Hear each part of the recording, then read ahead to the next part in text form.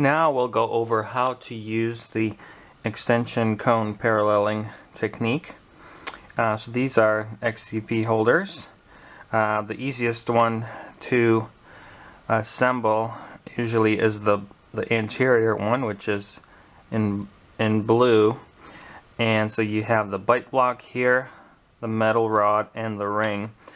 What you want to do, probably the easiest way, is to first assemble the bite block and the metal rod. And then when that's put together, you want it to look like a chair formation, like this, or some people call it steps, like this. And then you put the ring on in such a way that when you look through the ring, you can see the bite block in the middle. And we have a couple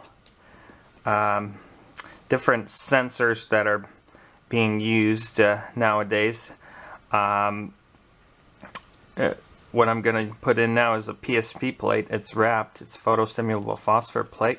Put it in like this, and then you look through the ring and you can see the plate there.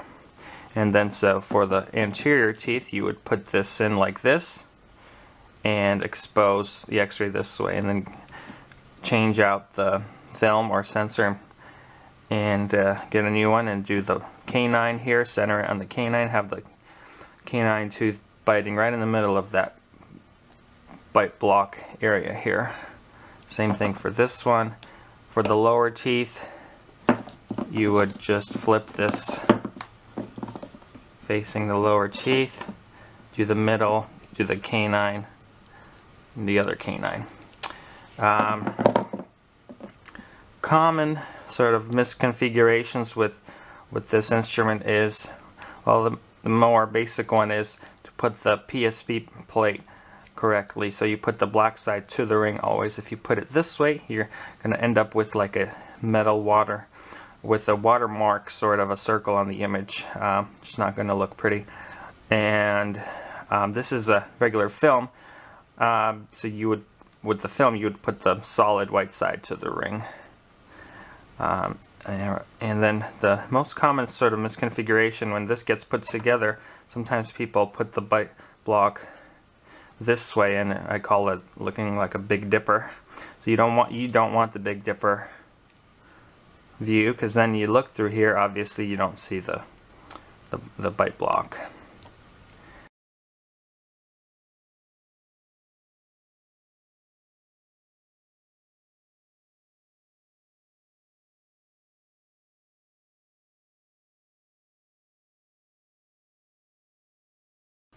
Now we'll go over how to use the yellow or posterior XCP film holder. And so what you want to do is take the bite block and the metal rod, put the prongs in here, and then put the ring on in such a way that you can see down the middle of it and see the bite block. This is probably the more challenging XCP film holder to put together compared to the anterior one or the bite wing, because when you move from the left to the right side, you'd have to change the configuration. So let's use it first like this in this configuration. So I'll take a PSP sensor here, and then so this would work for the patient's upper right, like this. The x-ray would get exposed from here, and now you can use this same configuration for the lower left, like this. So basically it's an inverse relationship. You can use it upper right, lower left, or then when you want to change this XCP, probably the easiest way to do it is to hold everything together like this and then flip the bite block up, and with the ring turn it 180 or like a cartwheel this way, and then you look through here and you're seeing the sensor again.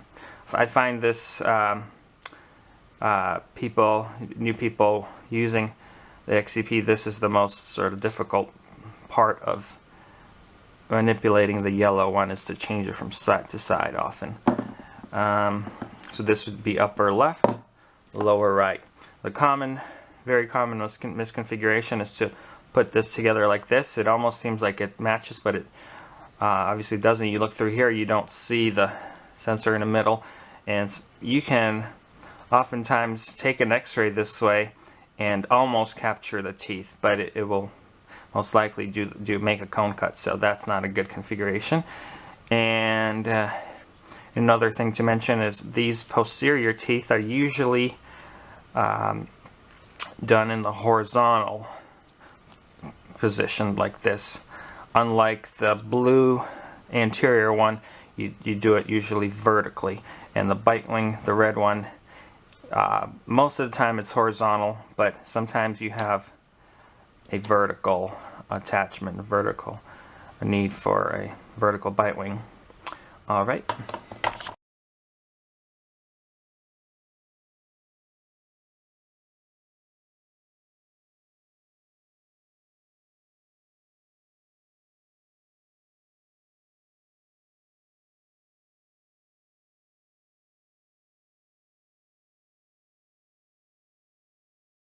Okay, I'm going to show you a few techniques that you can use when you're doing the anterior PAs of a narrow mouth. If you have the perfect ideal patient, you usually don't run into any problems. It's when you have these difficult patients, whether they're narrow or shallow palate or whatever, that's where you have to do a little bit more creative x-raying, as I say. There's different pieces that you may want to use. Some offices, again, always use the ring instruments. They're great. Or some offices use the bisecting angle technique. I think I'll start with the ring and show you how to do a few anteriors. Now, the size film is a size 2, and many times it's too large for a very, very narrow mouth like this. And why it doesn't fit, you cannot get it from side to side behind those front teeth because it is way, way too wide. So there's two options. Switch to a narrow size 1 film, and if by chance your office doesn't have them, the other option that you can do is place the very edge of this film farther back into the mouth so that it actually fits between the dental arch. So if you notice, I'm not directly behind the teeth. I've got the film way back by the molars. Now, before she closes, what I'm going to do is roll the whole unit upward and then have her gently close and bite. Close. And your goal is to get the lower teeth right up onto the bite block. What helps sometimes is if you use a cotton roll. Right now, I'm going to take that out. She really has to close to reach this bite block. And to make it easier on the patient, if you actually put a cotton roll on the upper part of the bite block, she will be able to secure the whole unit in her mouth a little bit more easier. Let me know. So again, I'm going to put it way back there to fit, roll it up, and then directly put the cotton roll up right under the front teeth, and then have her close and bite. Bite. Okay, open. I think she's so narrow. Bite. Sometimes you have to readjust it a few times to make it work. Slide this in, and then you're going to actually put your cone in and get the perfect picture. When I say roll the bar up before she bites, it helps eliminate, if you look over here, a lot of foreshortening. I'll show you what happens to create that with this piece here. When you put it in, if I did not roll it up, gently close, you can see now the whole unit is actually tipped downward, and by having an upward direction of the x-ray cone, you're really coming from bottom up, and it's actually projecting that very, very short image. So rolling it up before she bites will eliminate this problem here. Ideally on her, it would have been great to have the size 1 film, and I'm going to show you how much easier it is to place it. First of all, the bottom edge, you can actually place a little bit closer to the teeth behind them. So she's still so narrow, I'm still going to have to go quite a ways back. But before she bites, roll it up and then close. You see how that actually works a little better than just closing down. A good idea too is to actually explain to the patient what you want them to do before you put it in. So I would say to her, what my goal is for you is to gently bite on this, okay? And then they know what to expect. Another error people make sometimes is when they do place it here, they slide it up and they hold it up. So now when the patient tries to close, it's real, it's difficult. Open. It's jabbing so much down below, you're not allowing it to actually find its way. So let go of the bar as she's closing, and it'll kind of ease into place. Another option that you can use besides the ring instruments for the anterior teeth is the bisecting angle. It's a different holder. There's different varieties actually, depending what you have. You can see that one has a little curved edge. This one is straight, but both of them work very well. I'm going to show you this one because this is a great one to use because it actually makes it a little easier for you in getting the correct vertical tube angle. You've got to remember now that the vertical tube angle, the up and down, is going to cause your elongation or foreshortening of your images, and so you really have to make sure that's correct. This instrument here really helps guide your cone so that you are getting the correct angle. And so what I'm going to do is we're going to do the upper ones to start with, and we're going to have her gently bite down right here. And if you notice the slant of the bottom edge that she's biting on, the little bite tap, you're going to actually vertically set your tube so that's in the same line as this piece is actually directed. So we'll show you how that works. I'm going to just place this in. Now the bottom edge needs to go in enough so that it fits between her lower arch. You don't want it out here like this. You want to seat it deep enough so that it fits. What I'm going to have you do is gently close. If you notice now, her anterior front teeth are resting just where you need it. I'm going to turn your head to the side for a minute. If you can look at the direction that this piece is actually sitting, this is the guide that you're going to use to set your vertical tube angle, which is this way. And if you can see, it's really turn your head there.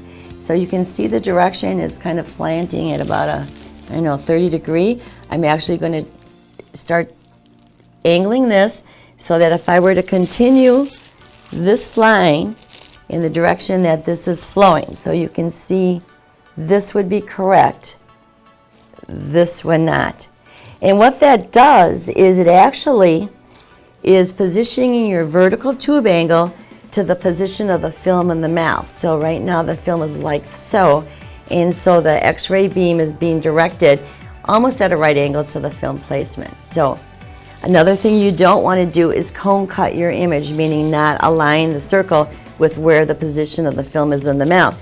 So you don't want to be too high or too low. I suggest the bottom edge of the cone here is actually down far enough so that it's including the base of this piece right here. So this would be incorrect. This is more correct.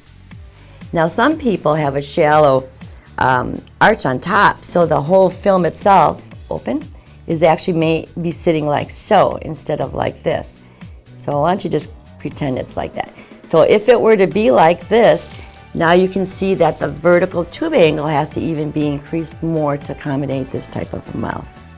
We've had a lot of questions about patients that have tori and how to x-ray and get around these tori and get good films. Well, actually, what is a tori? 5 to 40% patients have them. They aren't anything to be concerned about. They're just extra bone that some people develop in their mouth. A lot of people don't even know they have them. We do when we have to x-ray them though.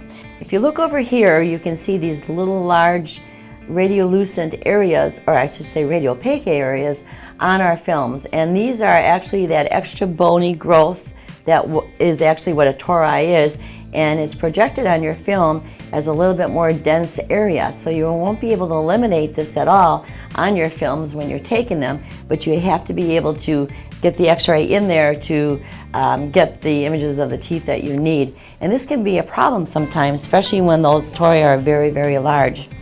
If you want to look inside the mouth, the bony growths that I'm talking about are on the lower right behind the canines usually, and there are two large bumps there that can cause a problem when putting the x-ray into the mouth. So we'll show you some techniques to get around it. Usually what you want to do is place the bottom edge of the film behind the tori and not on them. So this piece here is going to really be set a little bit farther back depending on the size of those large growths. And once you get behind them, raise the bar up and then have them gently bite down. And this won't cause any pain or anything, but they still you'll still be able to get the anterior teeth very nicely by just putting it behind them instead of on top of them.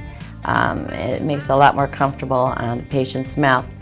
Notice I did have a size 1 film. He is a little narrower, and depending on the shape of the dental arch, you can either use a size 1 or a size 2.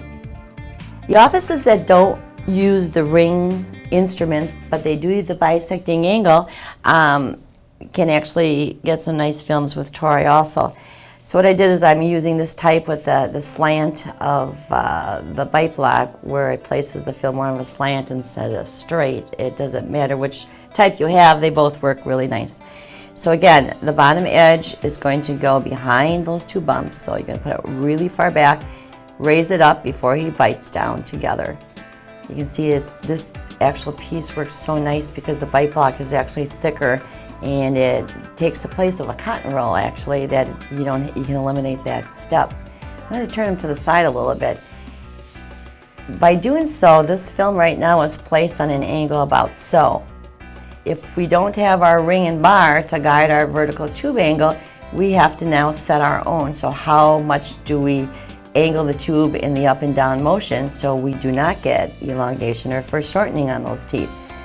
If you actually follow this actual bite block here with your x-ray cone, you'll be able to really get the correct tube angle, because this is set in the relationship of the angle of the film that's in the mouth right now. So what I'm going to do is bring the cone, line up the top edge of the cone so it's running in the same line that this actual bite block is running. So I think it's just about like so, and that's about how much vertical tube angle I'm actually going to need. Just make sure the top edge is covering, a little bit above the bottom edge of this, so you're not going to cone cut the occlusal surface of the teeth. If this has been in the mouth on a different angle, let's just say it was like this. Okay, close. Now you can see that this angle is even more severe. So in that case, you're going to have to increase bottom up your vertical tube angle to compensate for the film being a little bit more flatter in the mouth too. So you will set it more in this angle versus the first one that I showed. Had you changed this or not changed it accordingly to the slant of this, will cause the wrong vertical tube angle and will cause an elongated or foreshortened image. So always follow the position of this with your tube and you shouldn't have any problem. Sometimes the premolar PAs also create a problem when there's tori in the mouth. I'm going to show you the two techniques with using first the bisecting angle. Again, what you want to do is put the film itself not on top of the tori so that the film is next to the teeth. You're going to move it away so that the film sits directly between the two tori. There should be a space between the two that allows you to actually lower the x-ray film in. So it's going to be right in between the two. Have the patient gently close, and as they close, the film is going to adjust accordingly to how it can fit. Because the film now is slanting a little bit away from you, you want to make sure that your vertical tube angle is slanting upward to accommodate the slant of the film, which is going under the tongue more than this way. So because it's slanted, you're going to actually set your vertical tube angle more in an upward placement when you're x-raying this premolar. Just make sure the top edge of the film or the top edge of the cone is covering the top edge of the snap array, because your film itself is right below the snap array and not above. So you can see this is incorrect. this is correct. The side of the cone should actually be so that it just skims the corner of the snap array. And that's so that you do not miss the actual image here or here and getting cone cut. You want to make sure that the whole x-ray plate is right within the circle. So this would be correct in this position like that. If you're using the rings for the premolars, again, I'm going to just retract the cheek a little bit to accommodate this piece. Make sure that this edge of this film is right between the two tori. You can feel them, they're large bumps. So I retract the cheek to accommodate this piece. It makes it a lot easier on the patient. And then so you can just kind of get that in there first, holding the cheek out. And then put your chin down just a little bit so they can see. And you don't want this on the tori, right in between the two. Once you get it placed there, allow them to close, let go of the bar so that it works its way down and he can actually close right onto the bite block.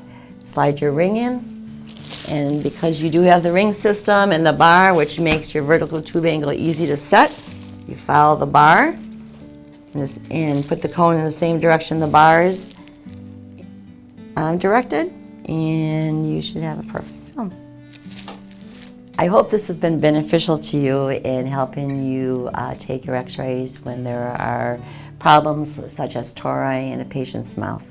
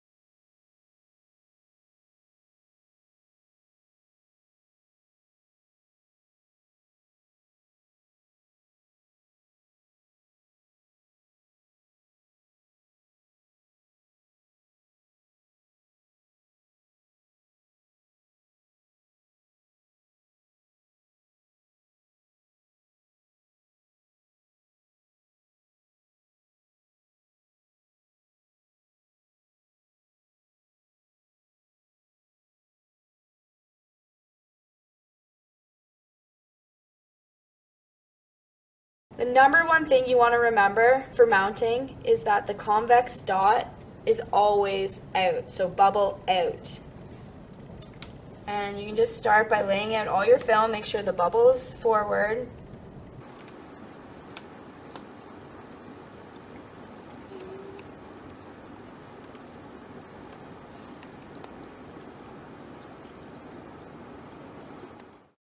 So slip in your name tag at the top of your mounting. Now the first thing I start off with is your anterior, and this is for paralleling. Bisecting would only have 3 slots. So you'd start with your anterior teeth first, and the centrals are fairly big, so you could always tell what's going to be your centrals. If I can get it up. And then dot is facing out, and you just slip it in like so.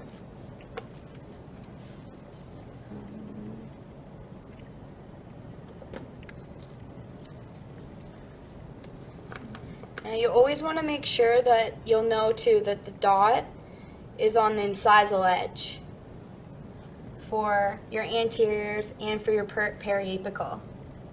So that helps. Next thing is your canine shots. And the difference for canines that you can tell from the top and the bottom is you look for the sinus.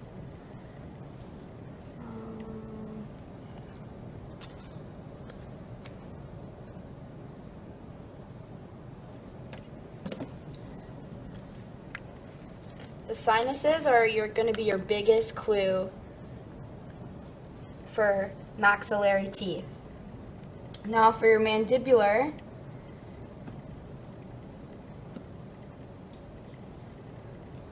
you want to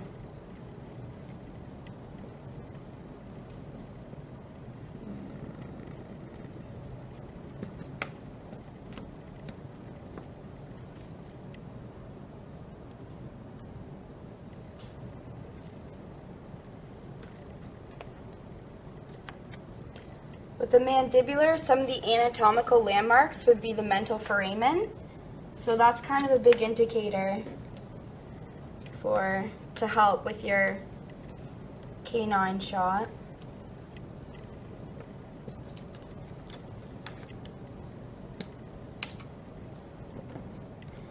And then next, I go to bite wings.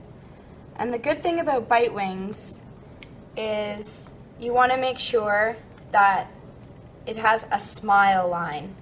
So it looks like a smile. And you can tell that this is your premolar shot because it's got the distal of the canine. So that just goes up here.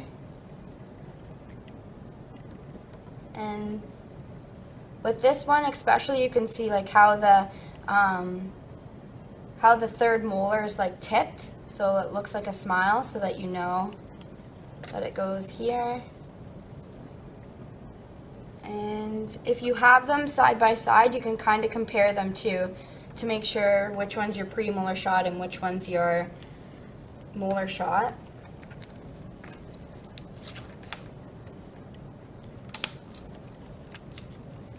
And just slip them in.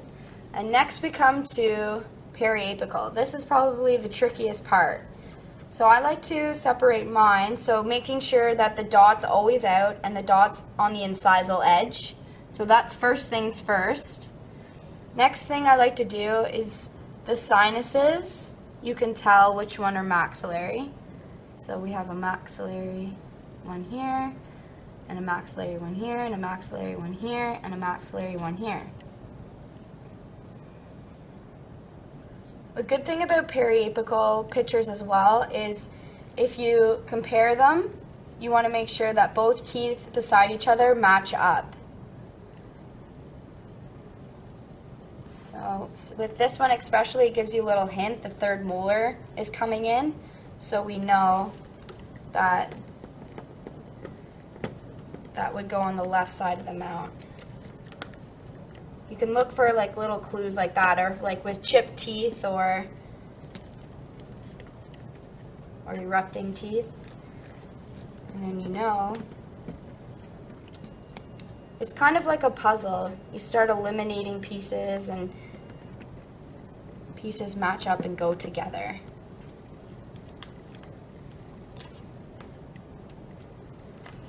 And then for the bottom,